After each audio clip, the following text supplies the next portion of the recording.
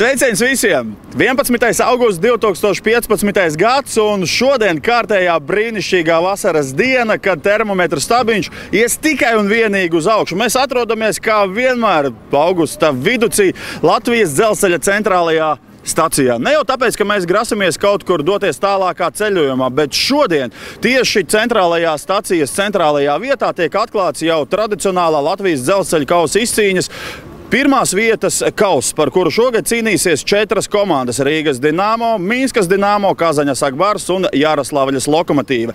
No šodienas līdz pat 16. augustam šeit, centrālās stacijas centrālajā vietā, visiem, gan pasažieriem, gan garām gājējiem, gan ļoti cerams arī Rīgas Dinamo līdzjutējiem, ir iespēja piestāt, paskatīties un galvenais nofotografēties ar LG 2015 pirmās vietas kausu.